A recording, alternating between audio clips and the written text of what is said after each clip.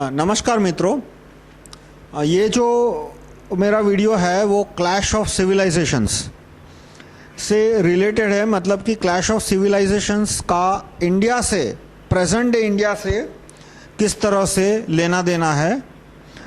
तो basically clash of civilisation क्या है कि पिछले 10,000 साल से पूरी दुनिया में युद्ध हो रहे हैं, कोई नई बात नहीं है। और युद्ध में जिसके पास जितनी बड़ी संगठित मजबूत सेना, उसके जीतने की संभावना ज़्यादा। तो अपने प्रदेश में से ज़्यादा लोगों को सैनिक सेना में रिक्रूट करने के लिए, सेना में आने के लिए, मोटिवेट करने के लिए जितनी भी राज्य सत्ताएं हैं वो हर तरह से कल्चर का, रिलीजन का उपयोग करती है ताकि उसकी सेना ज़्यादा से ज़्यादा मजबूत बने, दूसरे की सेना को ख़त्म करने के लिए और अपने आप को बचाने के लिए। दोनों रीज़न होते हैं उसमें, अपने आप को बचाना यानी डिफेंस, और ऑफेंस यानी सामने को ख़त्म करना। तो इसलिए पिछले 5,000 साल से, खास करके पिछले 3,000 साल से जितने भी युद्ध हुए हैं उसमें धर्म का बड़े पैमाने से उपयोग हुआ है। और पिछले 2,000 साल से ज़्यादा, जैसे जिहाद हुए इस्लाम और क्रिश्चियनिटी को लेकर, फिर उसके बाद इस्लाम के एक्सपेंशन में जो सोमनाथ लूटने आया था मोहम्मद गजनी, उसने भी इस्लाम का उपयोग किया। अपने सैनिकों को उसने इस पॉइंट पे मोटिवेट किया था कि इस तरह से हम मंदिर लूटेंगे तो तुम्हारे जन्नत में, स्वर्ग में जाने के चांसेस बढ़ जाएंगे। इस तरह अब तो सैनिकों को मोटिवेट करने के लिए रिलीजन, एक अपनी प्रजा को मोटिवेट करने के लिए रिलीजन हमेशा एक इम्पोर्टेंट वस्तु रही है। अब डेमोक्रेसी आ गई तो और इम्पोर्टेंट हो गया।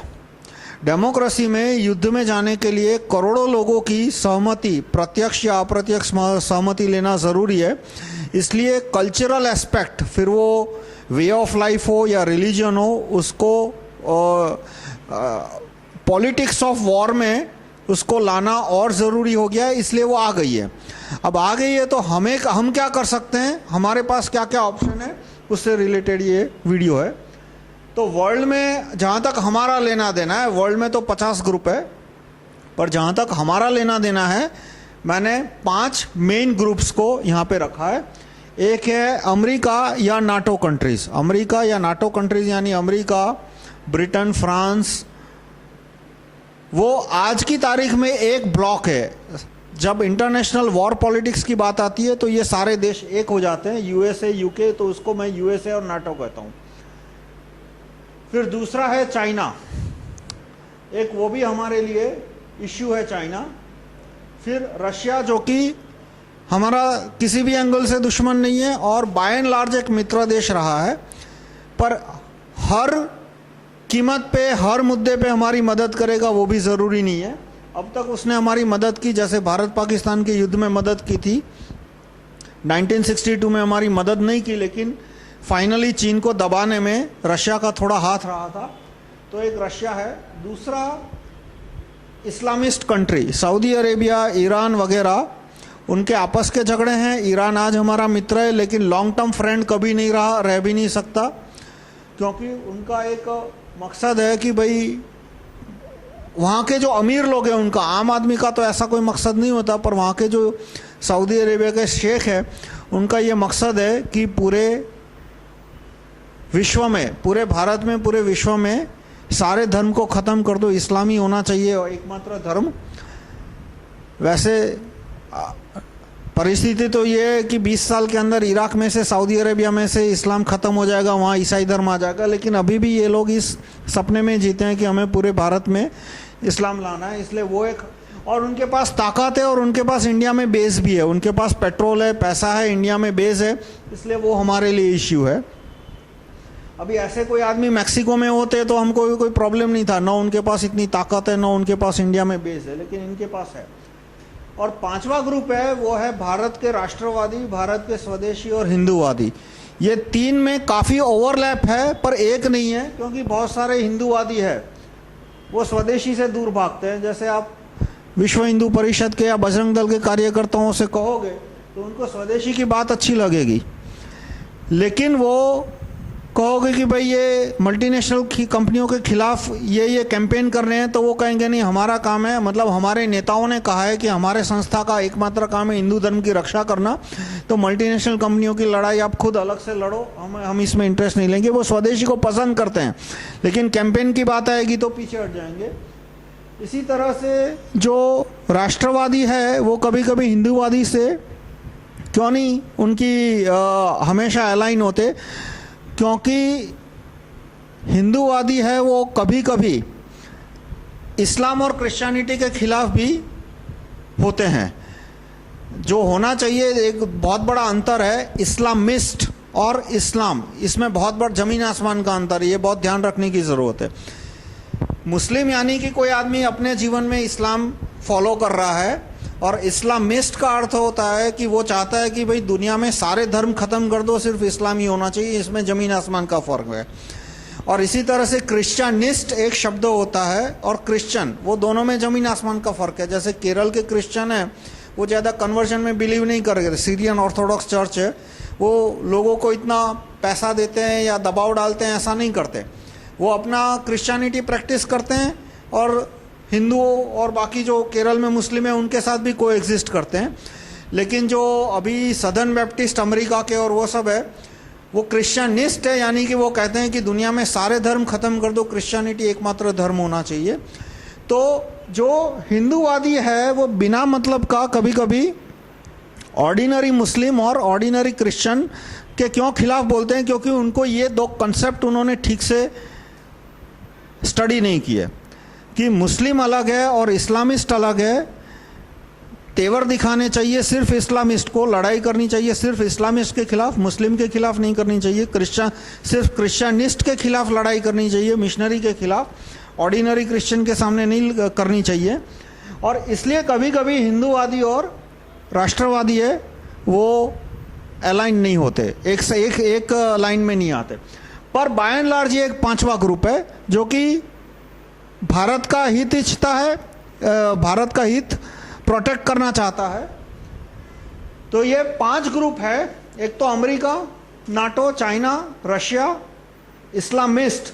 ध्यान रहे ये शब्द मुस्लिम से जमीन आसमान का फर्क है, ये मुस्लिम नहीं है, इस्लामिस्ट है, यानी कि दुनिया में सारे धर्म खत्म कर दो इस्लाम के सिवा। और भारत के राष्ट्रवादी स्वदेशी हिंदूवादी।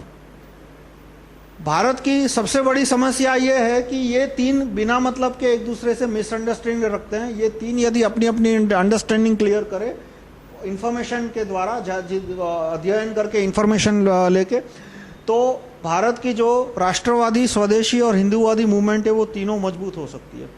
अब अमेरिका का लॉन्ग टर्म गोल क्या है? अमेरिका का वही लॉन्ग टर्म गोल है जो कि आज से 200 साल पहले ईस्ट इंडिया कंपनी का था, 250 साल पहले। ईस्ट इंडिया कंपनी का क्या गोल था कि पूरे दुनिया पे इकोनॉमिक डोमिनेशन और पूरी दुनिया में ईसाई धर्म, ये ज़रूरी है।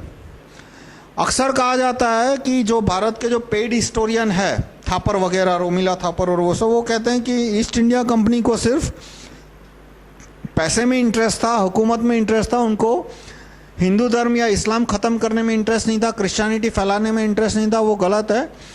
उन्होंने गाय की और सूअर की चर्बी मिलाई थी कारतूसों में, वो इसलिए मिलाई थी ताकि सैनिकों को ईसाई धर्म में कन्वर्ट करने के लिए आसानी हो, और वो बैकफायर हो गया। उसकी वजह से विद्रोह हुआ, क्रांति हुई 1857 में। उसके बाद उन्होंने प्रयत्न छोड़ दिया। वो प्रयत्न उन्होंने 1950 में दोबारा शुरू किया। तो अमेरिका और नाटो के अंदर 2 मेन ग्रुप है, एक है एमएनसी ओनर्स और दूसरा मिशनरी। ये दोनों आपस में तालमेल रखते हैं, यानी मल्टीनेशनल कंपनियां जहां भी जाती है वहाँ एक बार उनका पगडंडा जम जाए, उसके बाद वो वहाँ के स्थानिक धर्मों को ख़त्म करके मिशनरियों को प्रमोट करती है। जैसे साउथ कोरिया में मल्टीनेशनल कंपनियों को एंट्री दी वहाँ के उस समय के राष्ट्रपति पार्क चंग ही ने। पार्क चंग ही हर तरह से आपको नरेंद्र मोदी के कॉपी लगेंगे, उसका पार्क चंग ही का पूरा स्टडी करो तो पैरेलल, कार्बन कॉपी नहीं कह सकते, कार्बन कॉपी नहीं कहना चाहिए, पैरेलल कि उनका ग्राफ भी इसी तरह से उभरा था कि वहाँ पे बड़े पैमाने पे अंधाधुंधी थी। लोगों ने कहा कि भाई स्ट्रांग लीडर होना चाहिए, लोगों ने यानी कुछ एक कार्यकर्ताओं ने, ऐसा कुछ नहीं था कि लोग स्ट्रांग लीडर चाहते थे। पर और वो आ गया और आने के साथ उसने क्या किया, क्या करना पड़ा उसको, उसके पास एक ही ऑप्शन था कि बड़े पैमाने पे उसने पूरा मल्टीनेशनल कंपनियों को एंट्री दी। पूरा साउथ कोरिया उसने मल्टीनेशनल कंपनियों को सौंप दिया। तो उसकी वजह से मल्टीनेशनल कंपनियों ने बड़े फैक्ट्रियां डाली, अनएम्प्लॉयमेंट कम हो गई, सुपरफिशियल प्रॉस्पेरिटी बढ़ी, साइंटिफिक प्रोग्रेस भी हुआ। लेकिन 20 साल के बाद उन्होंने वहाँ पे बुद्ध धर्म ख़त्म करना शुरू किया और उसकी जगह ईसाई धर्म लाना शुरू किया। और उसकी वजह से साउथ कोरिया में 1960 में 5% क्रिश्चियन थे, 3-4% क्रिश्चियन थे। आज वहाँ पे 40% से ज़्यादा क्रिश्चियन है। और जो 60% बुद्धिस्ट है उनमें से 30% अपने आप को बुद्धिस्ट कहने से घबराते हैं, इसलिए वो कहते हैं कि वो सेक्युलर है या तो नॉन रिलीजियस है, नॉन डिनोमिनेशनल शब्द बोलते हैं कि हम किसी धर्म में नहीं मानते। तो जो USA missionary owner, MNC owner है, उसके अंडर में यूएस गवर्नमेंट है। एमएनसी ओनर्स में 2 सबसे बड़े नाम आपने सुने होंगे, रॉकफेलर और रॉथस्चाइल्ड। पर 2 अकेले नहीं है, ऐसा नहीं है कि रॉकफेलर एक आदमी है, उसका पूरा फैमिली है 30 लोगों का। और रॉथस्चाइल्ड में भी कुछ फैमिली में 30-40 लोग हैं। रॉथस्चाइल्ड एल्डर जो बोलते हैं, सबसे उनके फैमिली का वयस्क आदमी, उसकी जो भतीजी है, उसकी भतीजी ने शादी की है अमृत्य कुमार से, नोबेल प्राइज विनर। वो शादी करने के बाद उसने नोबेल प्राइज दिलाया, रॉथस्चाइल्ड ने अमृत्य कुमार को नोबेल प्राइज दिलाया। और कुछ 2000 इंडिविजुअल बोले जाते हैं कि जिनके पास मीडिया, बैंक और वेपन मैन्युफैक्चरिंग कंपनी के कंट्रोलिंग शेयर है। ये 3 कंपनियों के, और माइंस, पेट्रोल, बाकी mines, media, weapon manufacturing company और बैंक्स। और मीडिया और इनके द्वारा वो एमएनसी ओनर है, वो सेनेटर को कंट्रोल करते हैं। सेनेटर को, प्रेसिडेंट को, इसको कंट्रोल करते थे। इससे वो गवर्नमेंट को कंट्रोल करते हैं। और जब कोई काम ओपनली करना होता है तो वो यूएस गवर्नमेंट के थ्रू कराना है। जैसे कोई कंट्री को लोन करानी है या तो उसको कोई कॉन्ट्रैक्ट कराना है गवर्नमेंट के साथ या किसी पर। और यदि छिपके कोई काम करना होता है तो सीआईए के थ्रू होता है। जैसे कि इलेक्ट्रॉनिक वोटिंग मशीन का मैनिपुलेशन है तो वो सारे काम सीआईए करके देगी। और दोनों ना चले तो सीधी आर्मी भेजनी हो, जैसे इराक में न सीआईए घुस पाई, न अमेरिका की ऑफिशियल गवर्नमेंट, सिविलियन गवर्नमेंट घुस पाई, तो सीधा यूएस आर्मी भेज के पूरा इराक तबाह कर दिया, लीबिया तबाह कर दिया। इस तरह से पूरे इराक पे और फिर बाद में लीबिया पे कंट्रोल ले लिया। और एक बार एमएनसी ओनर के पास कंट्रोल आया, उसके बाद वो मिशनरी बड़े पैमाने पे भेजते हैं ताकि वहाँ के स्थानिक धर्म खत्म करके ईसाई धर्म लाया जाए। वो दोनों एक दूसरे को सपोर्ट करते हैं। जैसे कि फिलीपींस में अब 70-80 क्या 90% क्रिश्चियनिटी आ गई, साउथ कोरिया में 40-50% क्रिश्चियनिटी आ गई, और इराक में अभी 15% के करीब क्रिश्चियनिटी आ गई। 15% से अब तो ज़्यादा हो गया, 15% तो कुछ 4-5 साल पुराना आंकड़ा है। तो ये क्या है, बेसिकली प्रो एमएनसी ओनर वो तो होंगे ही क्योंकि वो खुद है, प्रो मिशनरी। अब ये दोनों ही होना पड़ेगा। यदि आप प्रो एमएनसी ओनर हो तो सुनर और लेटर प्रो मिशनरी होना ही पड़ेगा, क्योंकि ये लोग एमएनसी ओनर है, वो 20 साल के बाद मिशनरी लाएंगे। यानी कुछ लोग ऐसा कहते हैं कि भाई हम प्रो एमएनसी ओनर है, एंटी स्वदेशी है, प्रो एमएनसी है, लेकिन हम मिशनरी को सपोर्ट नहीं करते। काफ़ी हिंदूवादी ऐसा बोलते हैं, बीजेपी के अंदर के हिंदूवादी। तो वो एक झूठ है, वो शायद खुद नहीं जानते, ऐसा दिखावा कर रहे हैं या तो दूसरों के आंखों में धूल झोंक रहे हैं। इनको सपोर्ट करेगा तो मिशनरी को सपोर्ट करना पड़ेगा। और ये इनके एजेंडा क्या है, ये इंडिया को ख़त्म करना चाहता है, ये इराक, ईरान, हर जगह से इस्लाम को ख़त्म करके वहाँ क्रिश्चियनिटी लाना चाहते हैं। सऊदी अरेबिया को भी ख़त्म करना चाहते हैं, वहाँ पे भी क्रिश्चियन, और फिर वो चीन को भी ख़त्म करना चाहते हैं। वो पूरी दुनिया पे राज चाहते हैं, ये इनका एजेंडा है। और ये कोई ऐसी नई बात नहीं है, दुनिया में जो भी शासक शक्तिशाली हुआ उसने पूरे दुनिया पे राज करने की कोशिश की है। अब चाइना, तो चाइना को धर्म के प्रचार में कोई इंटरेस्ट नहीं है। वहाँ की population bye and large atheist है, बुद्धिस्ट है। बुद्धिज्म में प्रचार पे ज़्यादा जोर नहीं दिया गया। वो प्रचार करते हैं पर जिस तरह का जो क्रिश्चियनिस्ट है, जैसे कि ईसाई धर्म के प्रचार के लिए उन्होंने लैटिन अमेरिका में जितने जितने ट्राइबल एरियाज थे वहाँ ईसाई धर्म का प्रचार किया। और जिन्होंने ईसाई धर्म को नहीं स्वीकारा उनको ख़त्म कर दिया। इसी तरह से जो इस्लामिस्ट जो एलिमेंट है कि वो बात, यदि वो बात स्वीकार नहीं करता तो उसको ख़त्म कर दो, वो बुद्धिज़्म में कभी नहीं रहा।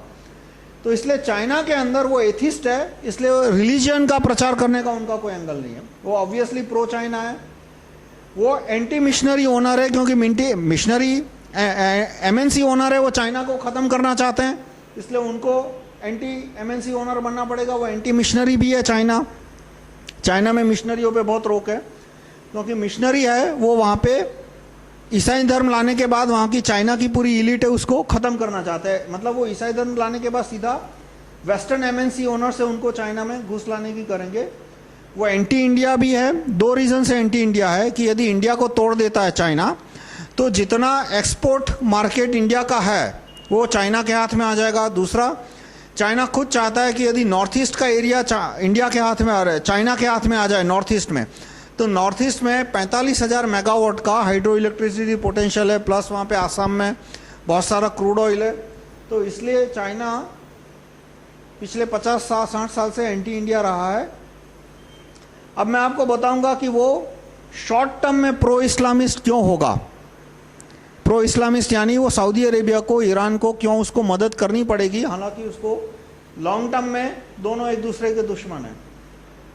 तीसरा ब्लॉक है रशिया है, वो बाय एंड लार्ज न्यूट्रल रहेगा। बहुत स्मॉल पॉसिबिलिटी है कि चाइना के साथ ज्वाइन करे, पर अब नहीं करेगा, बहुत दूर हो गए। अब कम्युनिज्म दोनों में से किसी कंट्री में रहा नहीं है, इसलिए आइडियोलॉजिकल बॉन्डिंग वैसे भी वीक था और अब न के बराबर है। तो ऐसे में रशिया है वो हो सके उतना न्यूट्रल रहने की कोशिश करेगा, क्योंकि वो उसके पास इतना न्यूक्लियर वेपन है कि कोई रशिया पे हमला नहीं कर सकता। उसके पास इतने नेचुरल रिसोर्सेज है कि उसके दूसरों के माइंस वगैरह हड़पने की ज़रूरत नहीं है। वो अपने माइंस को भी पचा नहीं पा रहा, इसलिए वो जहाँ तक हो सके वो अलग रहेगा। इस्लामिस्ट कंट्री जैसे मैंने आपको बताया, Saudi Arabia, Kuwait, Dubai, Iran वगैरह, वो पूरे विश्व में सारे धर्म को ख़त्म करके इस्लाम धर्म लाना चाहते हैं, और भारत के स्वदेशी। अब जो भारत के नेता है और भारत के कार्यकर्ता हैं, उनको 2 चीज़ें करनी है भारत के कार्यकर्ताओं को। एक तो उनके जो नेता है भारत के, उनको एनालाइज करना है कि ये 5 में से वो कौन सी साइड में है। वो मल्टीनेशनल कंपनियों के एजेंट है, मिशनरियों के एजेंट है, वो चाइना के एजेंट है, रशिया के एजेंट है, और जब इनमें लड़ाई होगी तब वो किस तरफ जाएंगे। वो भारत की ओर आएंगे या फिर वो चाइना की ओर चले जाएंगे या सऊदी अरेबिया की ओर चले जाएंगे, वो उनको तय करना है। तो भारत के जो स्वदेशी है वो क्या चाहते हैं, वो भारत को बचाना चाहते हैं और हिंदू धर्म को बचाना चाहते हैं, हिंदू संस्कृति को बचाना चाहते हैं। सबसे बड़ी गलती क्या की है उन्होंने, बेवकूफ़ी कहूँगा मैं, उन्होंने ये एज्यूम कर लिया है कि अमेरिका भारत पे कभी हमला नहीं करेगा। भारत के बहुत कम राष्ट्रवादी, मैं तो कहूँगा ये राइट टू रिकॉल ग्रुप को छोड़ के शायद ही कोई ऐसा राइट टू राष्ट्रवादी ग्रुप होगा जो कि एडमिट करता हो कि भाई सबसे बड़ी हमारी समस्या क्या है कि फ्यूचर में अमेरिका हम पे अटैक करने वाला है। अधिकतर लोग इस अफीम पी के सो रहे हैं कि अमेरिका भारत पे अटैक नहीं करना चाहता, और दूसरा वो कहते हैं कि अमेरिका को ईसाई धर्म, अमेरिका की सरकार, इलीट, अमेरिका के आम आदमी को कोई इतना इंटरेस्ट नहीं है कि ईसाई धर्म फैलाने के लिए वो मार्कआउट करे, पर जो इलीट है अमेरिका की वो ईसाई धर्म फैलाना चाहती है। लेकिन भारत के राष्ट्रवादी इस नींद में सो रहे हैं कि अमेरिका ईसाई धर्म फैलाने की कभी कोशिश नहीं करेगा। और वो क्यों, क्योंकि उनको ये इन्फॉर्मेशन नहीं है कि ईस्ट इंडिया कंपनी ने ईसाई धर्म फैलाने की कोशिश की थी। वो इन्फॉर्मेशन क्यों नहीं है, क्योंकि ब्रिटेन ने आज़ादी के बाद जो भारत के इतिहास लिखने वाले थे उनको पैसा दिया कि ये बात तुम इतिहास में से दबा दो। यानी इतिहास की जो पाठ्य पुस्तकें लिखी गई उसमें ये जो पेड हिस्टोरियंस थे उन्होंने इस बात का जिक्र ही नहीं किया कि ईस्ट इंडिया ने ईसाई धर्म थोपने के काफ़ी प्रयत्न किए थे, वो असफल गए, उसकी वजह से विद्रोह, उसके बाद उन्होंने प्रयत्न छोड़ दिए। इतना ही नहीं, जो आजकल करंट टॉपिक्स के ऊपर लिखते हैं, जैसे पेड टाइम्स ऑफ इंडिया के कॉलमिस्ट है या पेड इंडियन एक्सप्रेस के कॉलमिस्ट है, पेड हिंदुस्तान टाइम्स के कॉलमिस्ट है, वो भी इस बात की इन्फॉर्मेशन राष्ट्रवादियों को नहीं देते कि भाई साउथ कोरिया है वो एक जमाने में 1960 में 2-3% क्रिश्चियन था, आज 40-45% क्रिश्चियन हो गया। ये इंफॉर्मेशन उनके पास नहीं है। ये इंफॉर्मेशन उनके पास जाए तो वो तुरंत सोचना शुरू करेंगे कि भाई ये 3-4% से प्रोपोर्शन बढ़ के सीधा 40-45% कैसे हो गया। तो वो समझ जाएंगे कि भाई अमेरिका है वो क्रिश्चियनिटी फैलाने के लिए हमला कर सकता है। जो इराक पे अटैक हुआ उसके भी 2 रीज़न हैं, एक तो पेट्रोल के कुएं छीनने थे और दूसरा वहां पे ईसाई धर्म लाना था। ये दोनों रीज़न इक्वली इंपॉर्टेंट है। तो अब अमेरिका और इस्लामिस्ट यानी कि मिशनरी, एमएनसी ओनर मिशनरी और इस्लामिस्ट, इन दोनों में टकराव की संभावना दिन ब दिन बढ़ती जा रही है। ऑलरेडी इराक के मुद्दे पे टकराव हुआ, उसमें एमएनसी ओनर जीत गए, उन्होंने इराक को पूरा लूट लिया, वहाँ पे अब ईसाई धर्म फैला रहे हैं, इराक पूरा कंट्रोल में। उसके बाद लीबिया का नंबर आया, लीबिया को आधा लूटा, अभी लूटा नहीं है पर लीबिया को ख़त्म कर दिया, अब लूटने की शुरुआत हो रही है। और वहाँ पे भी ईसाई धर्म आएगा। फिर माली की में सोने की खान थी, वहाँ पे भी अब फ्रांस की सेना ने कब्जा कर लिया। वो क्यों अटैक करना पड़ा? जो गल्फ वॉर 2 का भी एक सबसे बड़ा रीज़न था, गल्फ वॉर 2 का, गल्फ वॉर 1 के बाद जो 2 हुआ और माली पे जो अटैक हुआ, लीबिया पे अटैक हुआ, उसका सबसे बड़ा रीज़न क्या था कि पेट्रोलियम माइनिंग की, पेट्रोलियम ड्रिलिंग की, पेट्रोलियम रिफाइनरी की काफ़ी सारी टेक्नोलॉजी जो सिर्फ एमएनसी ओनर्स के पास थी, अब वो चाइना के पास आ गई है। एमएनसी ओनर्स के पास से रशिया के पास भी आ गई, लेकिन रशिया ने उसका एग्रेसिवली कहीं इस्तेमाल नहीं किया, चाइना के पास आ गई। इसलिए चाइना ने सऊदी अरेबिया से कहा कि हमको तुम बड़े पैमाने पे तेल के कुएं रिफाइनिंग करने की पावर दो और परमिशन दो वगैरह, और जो तेल से पैसा आएगा वो हम तुमको देंगे। तो चाइना की कंपनियां बड़े पैमाने पे इराक में जाने लगी। उसके बाद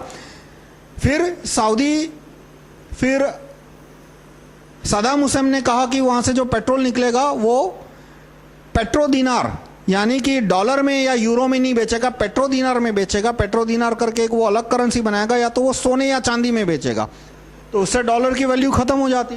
इसलिए फिर उन्होंने इराक पे अटैक किया। उसके बाद लीबिया का भी वही था। लीबिया के अंदर चाइना का $1 ट्रिलियन, बिलियन नहीं, $1 ट्रिलियन से ज़्यादा इन्वेस्टमेंट था और पूरा लीबिया था वो चाइना की साइड में आने वाला था। इसलिए अमेरिका ने वहाँ सेना भेज के सब कुछ ख़त्म कर दिया। माली का भी यही था। माली में जो गोल्ड माइंस है वो काफ़ी समय से बंद थी क्योंकि सोने की वैल्यू कम थी जब, लेकिन सोने के इंटरनेशनल प्राइस 7,000 रुपया 10 ग्राम का, तोला का 7,000 से बढ़ के जब 15,000 हो गया, 20,000 हो गया, 30,000 हो गया, अब कम हो गया थोड़ा 25,000 हो गया, तो वहाँ की जो माइंस थी वो प्रॉफिटेबल हो गई। तो वहाँ पे अमेरिकन कंपनियाँ गई, उन्होंने बोला कि हम तुम्हें 1 किलो सोने की इतनी रॉयल्टी देंगे। चाइना वालों ने बोला हम अमेरिकन कंपनियाँ जितनी दे रही उसका 3 गुना देंगे। तो माली के लोगों ने चाइना के माइनिंग कंपनियों को आने दिया, तो फ्रांस ने वहाँ सेना भेज के सब कुछ ख़त्म करवा दिया। इसलिए सबसे बड़ा कॉन्फ्लिक्ट का रीज़न क्या हो रहा है कि चाइना के पास जो टेक्नोलॉजी है वो चाइना सस्ते दाम पे इस्लामिस्ट को देने को तैयार है, और यदि ये ऐसा हुआ तो इस्लामिस्ट और मजबूत हो जाएंगे। इसलिए और दूसरा कि जहाँ जहाँ इस्लामिस्ट कंट्री है वहाँ पे अमेरिका है, वहाँ क्रिश्चियनिटी फैलाना चाहता है। इसलिए इन दोनों में टकराव की संभावना दिन ब दिन बढ़ती जा रही है, यूएसए, नाटो और इस्लामिस्ट में। और टर्निंग पॉइंट होगा जब अमेरिका ईरान पे हमला करेगा। तो अमेरिका ईरान पे हमला करेगा तब चाइना के पास एक ही ऑप्शन है कि वो ईरान की मदद करे, क्योंकि यदि ईरान ख़त्म हो जाता है तो चाइना का जो सबसे बड़ा पेट्रोल का सोर्स है ईरान, वो उसके हाथ से निकल जाएगा या ख़त्म हो जाएगा। तो फिर चाइना का पूरा डेवलपमेंट है वो रुक जाएगा। डेवलपमेंट में फ्यूल यानी कि पेट्रोल की बहुत बड़ी ज़रूरत होती है। तो ऐसे में भारत को कहीं ना कहीं तो स्टैंड लेना ही पड़ेगा। अब हमारे अभी के जो नेता है वो किस तरह से अलाइंड है कि जो सूडो सेक्युलर नेता जितने भी हैं, नीतीश कुमार, सोनिया, लालू वगैरह, वो सऊदी अरेबिया से जुड़े हुए। वो क्यों? पैसे के लिए। वोट बैंक की पॉलिटिक्स एकदम बकवास चीज़ है। मुस्लिम वोट है कितने इंडिया में? 16-17%, मैक्सिमम 18%। ऑल ओवर इंडिया की बात कर रहा हूँ, 18% से ज़्यादा नहीं है। मुस्लिम वोट। और हिंदू वोट कितने हैं? 2%। बुद्धिस्ट मान लो 2%, पर जैन तो अधिकतर हिंदुओं की तरह ही वोट करते हैं, बुद्धिस्ट भी हिंदुओं की तरह ही वोट करते हैं, तो बाकी सिख भी हिंदुओं की तरह ही वोट करते हैं। पंजाब में भी वो अधिकतर अकाली पार्टी को वोट देते हैं। अकाली पार्टी का मोस्ट ऑफ द टाइम तो बीजेपी के साथ अलाइनेशन होता है।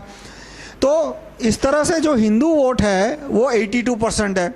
तो अब किसी मैथमेटिशियन से पूछो या फर्स्ट क्लास से लड़के से पूछो कि भाई 82 का आंकड़ा या बड़ा या 18 का आंकड़ा बड़ा, तो वो कहेगा 82 का बड़ा। पर ये कुछ भारत के पॉलिटिकल एनालिस्ट है जो कि तोड़ मरोड़ के एक ही लॉजिक बोलते हैं कि 18 इज ग्रेटर देन 82, यानी कि मुस्लिम वोट बैंक है वो बहुत इंपॉर्टेंट फैक्टर है। मुस्लिम वोट बैंक की कोई वैल्यू नहीं है। जो सऊदी अरेबिया से पैसा आ रहा है सिर्फ उसी का चक्कर है। वो पैसा आना बंद हो जाए तो ये सारे के सारे नेता है वो एक ही दिन में सब हिंदूवादी हो जाएंगे या तो मिशनरियों के साथ जुड़ जाएंगे। अब कौन कौन से हमारे लीडर है जो कि प्रो मिशनरी है? सीपीएम एक जमाने में प्रो रशिया था, लेकिन रशिया के पास पैसा खत्म हो गया तो कुछ प्रो चाइना हो गया, और बाकी से मतलब ये दोनों में नाम होना चाहिए सीपीएम का नाम इधर भी होना चाहिए इधर भी होना चाहिए। तो अब वो आधे भारत के आधे अमेरिका के एजेंट हो गए, आधे चाइना के एजेंट हो गए। अरविंद गांधी मतलब सोनिया गांधी के एडॉप्टेड सन है, इसलिए मैंने उनकी सरनेम गांधी रखी है। वो 100% मिशनरी से जुड़े हुए हैं। मोदी साहब भी अभी मल्टीनेशनल कंपनी के साथ है, वो मिशनरी के साथ नहीं है, लेकिन कुछ ही साल में उनको तय करना पड़ेगा कि वो मल्टीनेशनल कंपनियों के साथ रहेंगे या उनसे दरकिनारा करेंगे, क्योंकि मल्टीनेशनल कंपनी वो मिशनरियों को लाने की कोशिश करेंगे।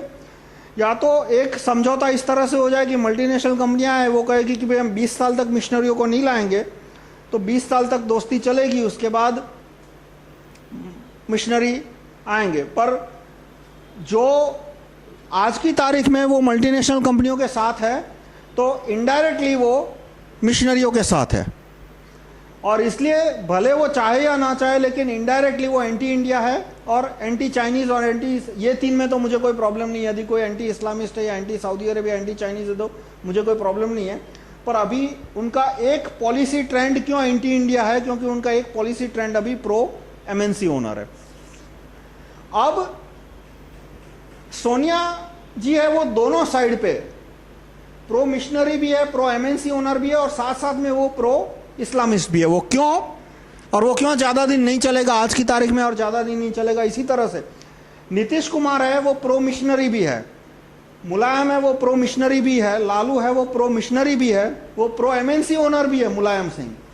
जब 1, 2, 3 का तारीख आपको बताऊं तो सितंबर 2008 में जब 1, 2, 3 लेजिस्लेशन पास कराना था तो वोट कम पड़ रहे थे, क्योंकि सीपीएम ने दरकिनारा कर दिया। उनकी कैडर में विद्रोह की परिस्थिति आ गई थी कि भाई आप इस तरह से एंटी इंडिया प्रो अमेरिकन कानून को कैसे सपोर्ट कर सकते हो। इसलिए सीपीएम के सांसदों ने अमेरिका को बोला कि भाई हमारे कैडर में बगावत की परिस्थिति आ गई है, हम इस कानून को सपोर्ट नहीं कर पाएंगे।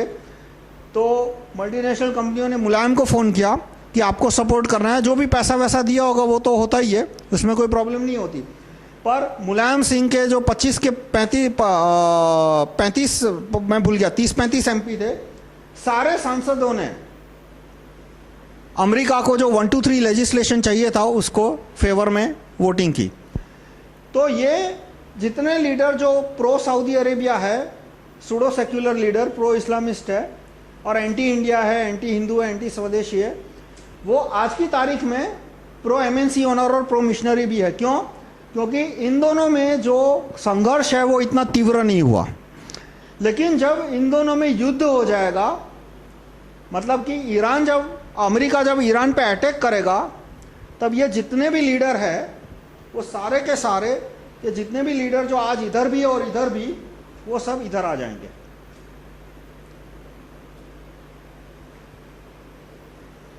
और एक बार 100% इधर आने के बाद ये सारे सूडो सेक्युलर लीडर है वो एकदम कट्टर एंटी मुस्लिम बन जाएंगे, मतलब विश्व हिंदू परिषद से भी शायद ज्यादा।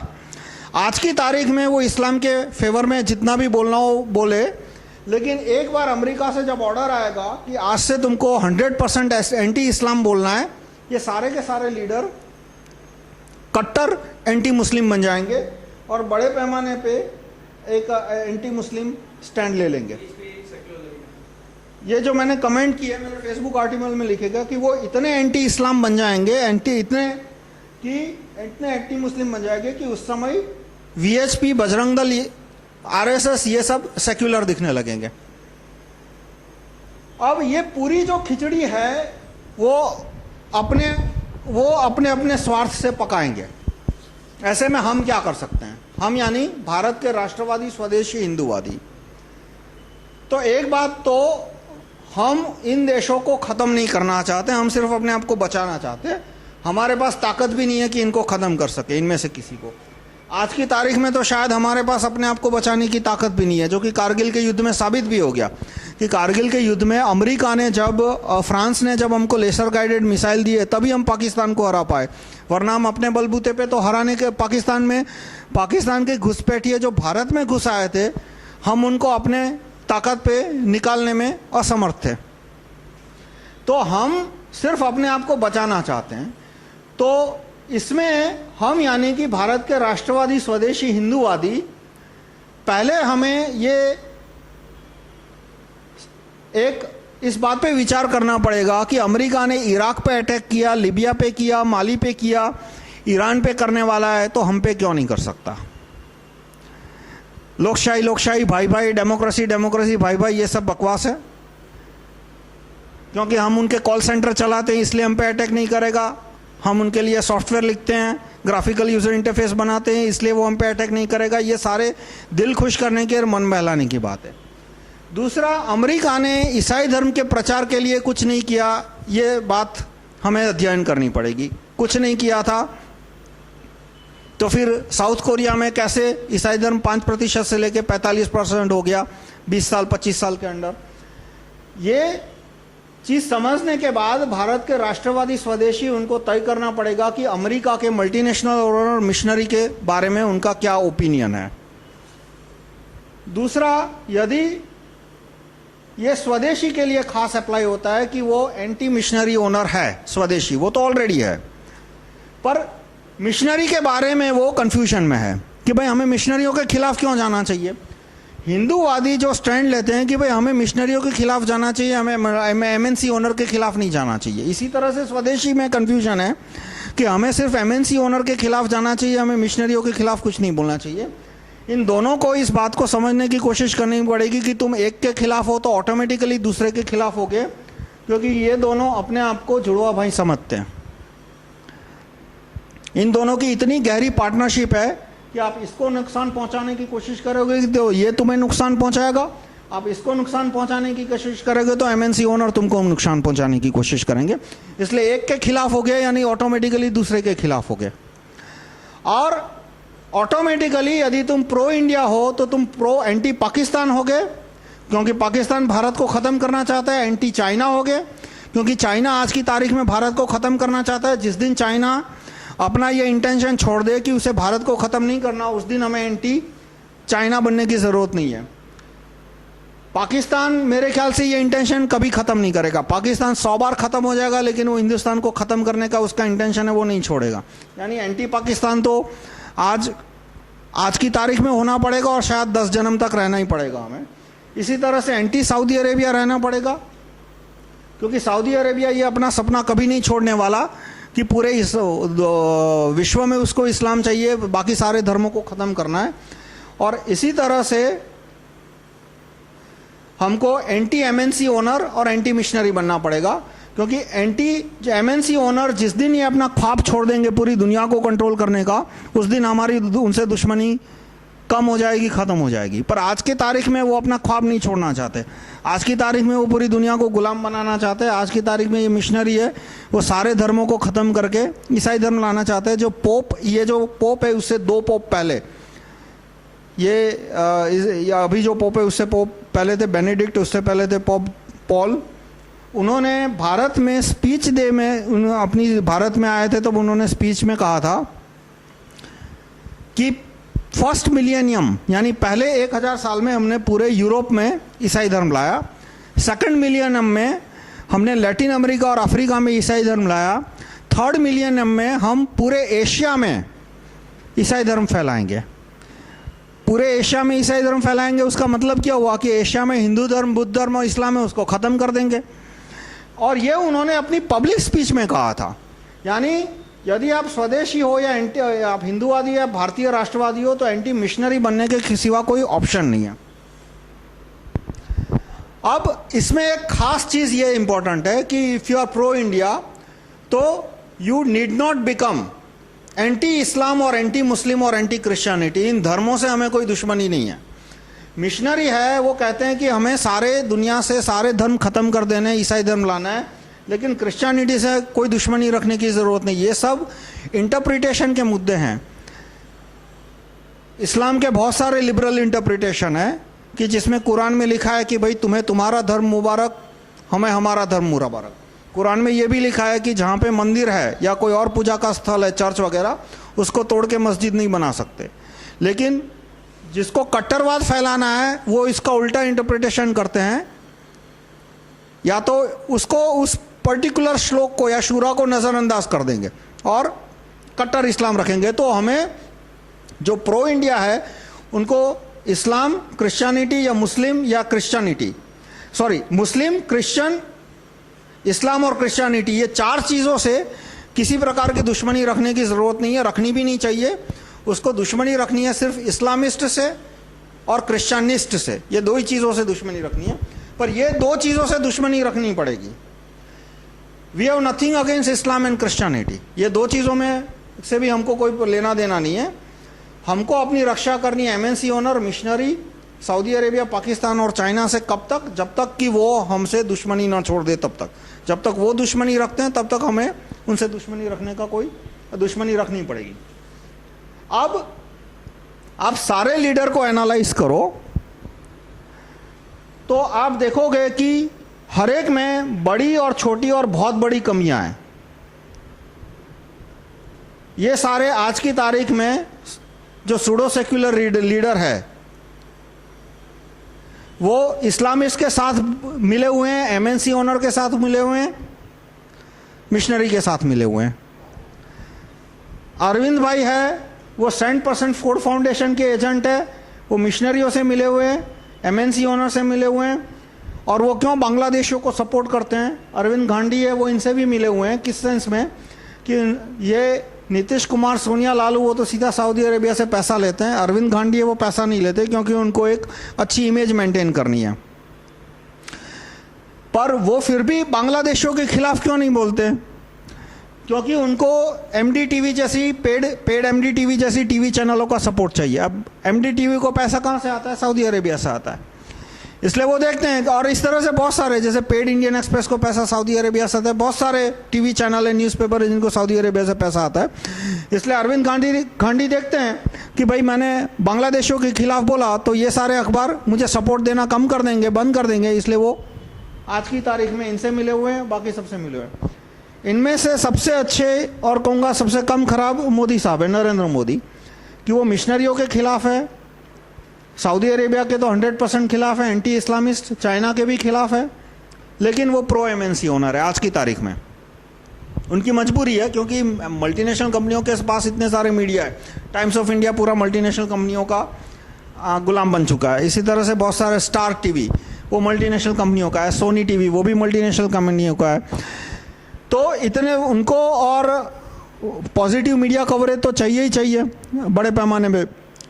इसलिए आज की तारीख में उन्होंने जो सबसे बड़ी गलती की है वो है कि उन्होंने एमएनसी ओनर्स, मतलब he has taken a pro MNC owner stand, जो कि प्रॉब्लम आएगा।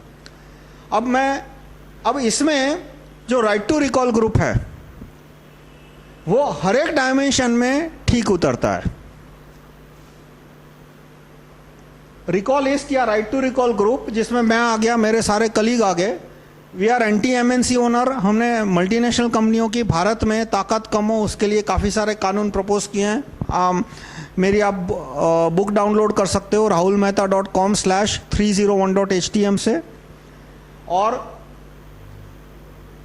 मिशनरी और इस्लामिस्ट कमज़ोर हो उसके लिए भारत की सेना मजबूत करना और MRCM का कानून कि उससे गरीबी कम होगी तो अपने आप जो मिशनरी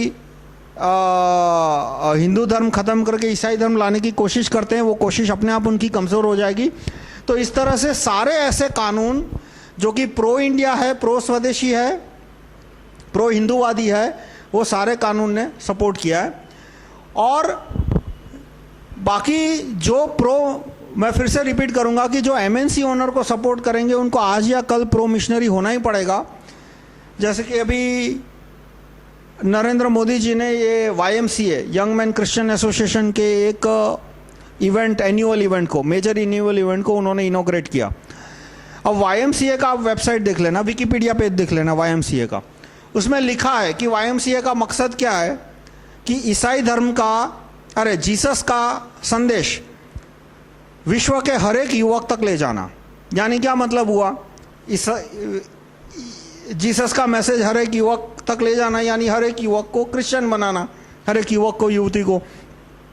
तो इस तरह से वो एक हार्डकोर मिशनरी ऑर्गेनाइजेशन है, क्रिश्चियनिस्ट ऑर्गेनाइजेशन है, जो कि सोशल एक्टिविटी पे जोर देता है कि सोशल एक्टिविटी के द्वारा ज़्यादा से ज़्यादा यूथ को अपनी ओर खींचो और फिर उनको कन्वर्ट करने की कोशिश करो।